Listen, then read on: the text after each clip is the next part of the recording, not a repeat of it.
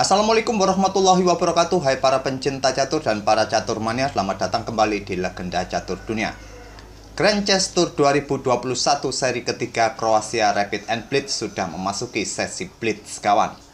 Dan di sesi ini legenda hidup atau mantan juara dunia Garry Kasparov turun gunung ikut serta menggantikan posisi Ivan Šarić.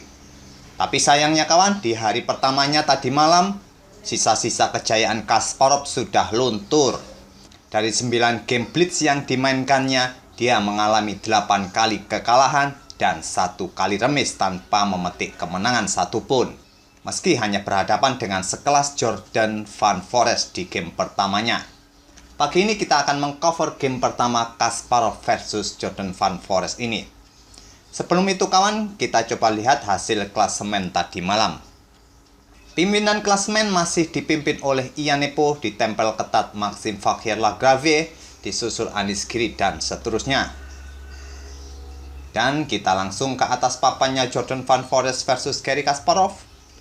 Ini adalah pertemuan pertama mereka kawan, sebelumnya mereka belum pernah bertemu secara resmi. Sebelum itu coba kita lihat profil kedua pemain.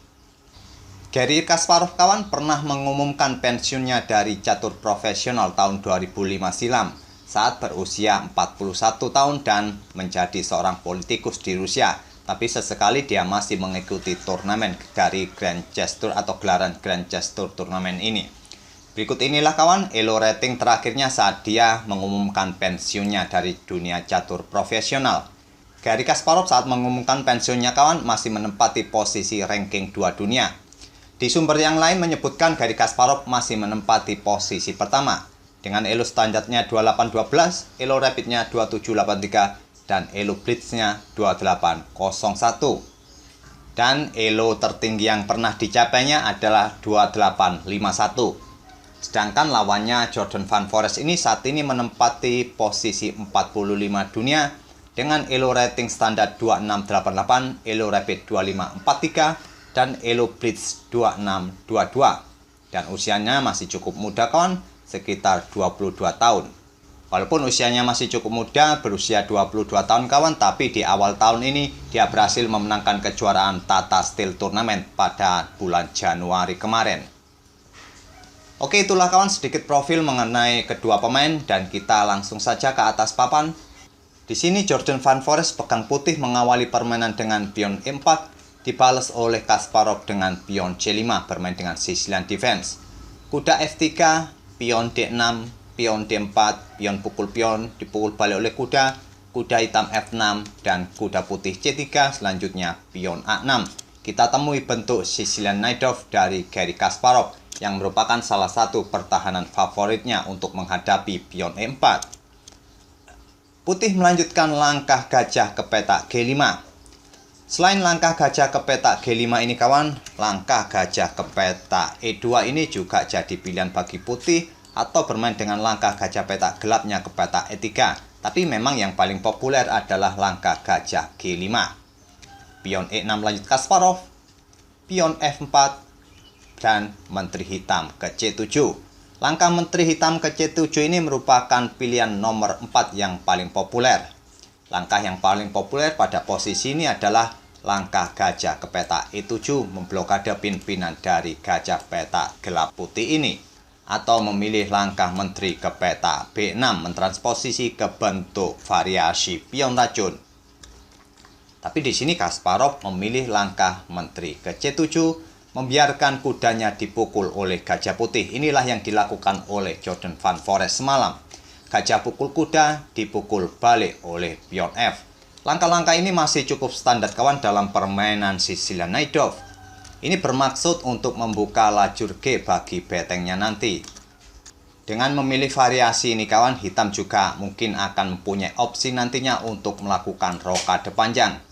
Ataupun jika tidak memungkinkan kawan, hitam akan mempertahankan posisi rajanya di pusat dengan barikade para pionnya di pusat ini. Tapi tentu saja kawan, bermain dengan raja di pusat sangat riskan oleh serangan putih di langkah-langkah berikutnya. Permainan berlanjut, Jordan Van Forest melangkahkan menteri ke F3, sekarang pion B5. Mengosongkan petak bagi gajahnya mungkin ditempatkan di petak B7 atau ingin mendorong kembali pionnya untuk mengancam kuda di langkah berikutnya, diantisipasi dengan langkah pion A3.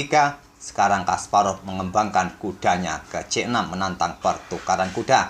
Langsung diterima kuda putih, pukul kuda C6, dipukul balik oleh menteri hitam, dan pion F5 lanjut Jordan Van Forest. Di sini ada 3 langkah yang sering dipilih oleh hitam kawan. Beteng ke A7, menteri ke C5, atau bermain dengan gajah ke peta E7. Kasparov memilih langkah menteri ke C5. Dengan melangkahkan atau memilih variasi ini, membiarkan putih bermain dengan langkah pion F pukul pion E6. Setelah dipukul balik oleh pion F, putih bisa melanjutkan pukul pion F6. Tapi variasi ini tidak dipilih oleh Jordan Van Forest kawan. Tapi bila dilanjutkan, beteng akan bergeser ke peta G8 untuk mendukung gajahnya ditempatkan di peta E7 nanti. Setelah putih mungkin melakukan rokade panjang, gajah G7, dan menteri putih bergeser ke F3, gajah hitam B7, dan mungkin menteri putih akan bergeser ke H3. Tapi dengan variasi ini akan tetap menguntungkan bagi putih. Tapi variasi ini tidak dipilih oleh Jordan Van Forest. Pada posisi seperti ini, saat Kasparov melangkahkan menteri ke C5, Van Forest melanjutkan dengan langkah gajah putih ke E2. Di sini nantinya putih juga mempunyai opsi untuk rokade pendek atau rokade panjang. Tapi tentu dengan melakukan rokade pendek sangat riskan bagi putih karena hitam mempunyai lajur G yang terbuka bagi betengnya nanti. Kasparov melanjutkan dengan langkah beteng naik ke A7. Akhirnya Jordan Van Forest memilih rokade panjang dibalas dengan langkah menteri ke E5.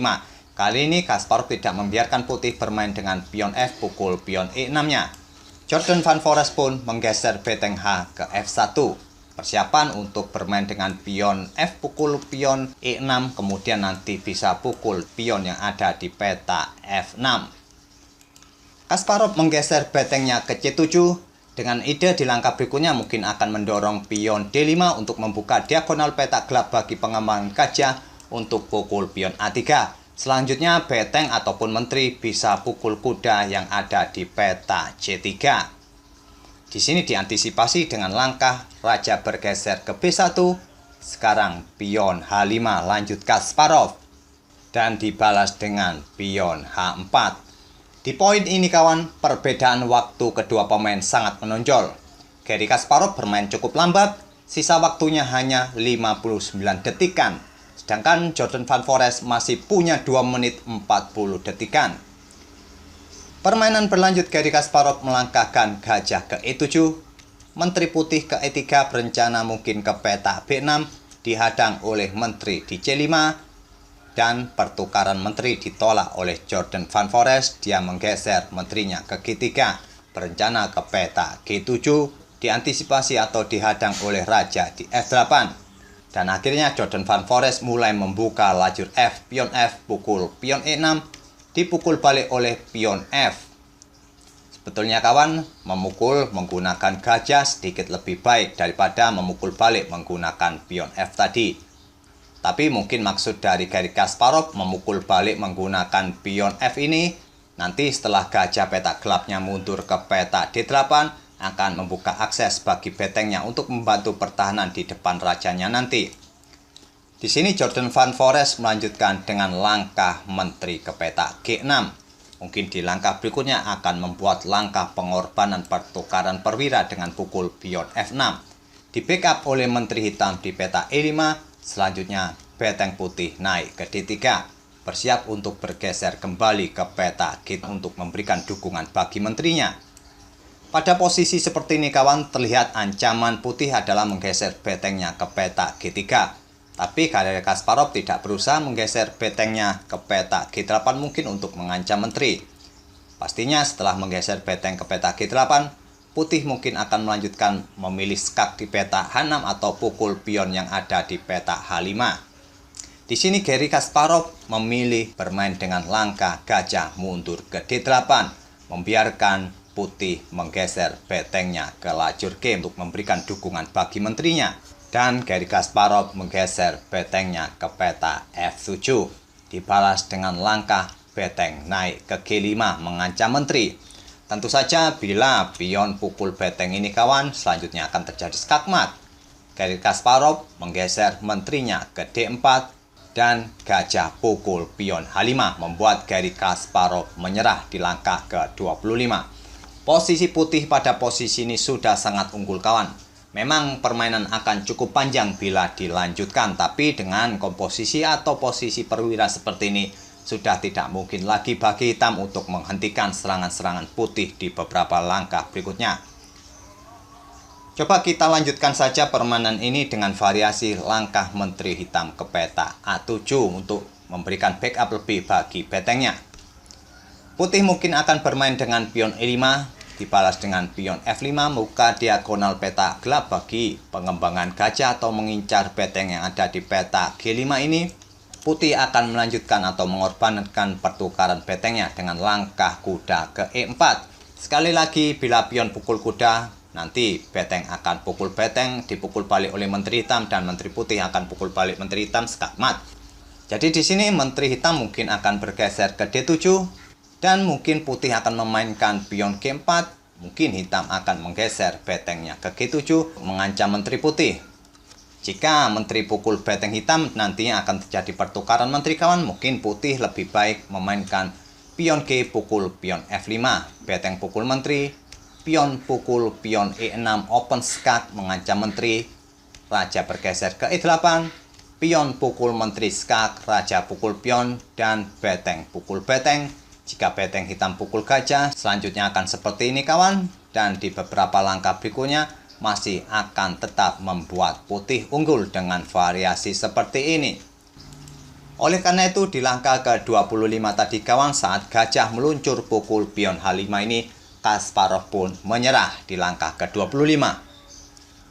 Itulah kawan game pertama Garry Kasparov dalam permainan Blitz tadi malam yang menggantikan posisi Ivan Saric saat berhadapan dengan Jordan Van Forest. Garry Kasparov menyerah di langkah ke-25. Sekali lagi, tadi malam Garry Kasparov bermain cukup buruk kawan. 9 kali bermain, 8 kali kalah, 1 kali remis. Semoga permainan kedua pemain tadi kawan bisa menghibur kawan-kawan, memberikan inspirasi dan referensi dalam permainan Sicilian Najdov. Dan kita akan bertemu di video-video berikutnya. Terima kasih. Wassalamualaikum warahmatullahi wabarakatuh.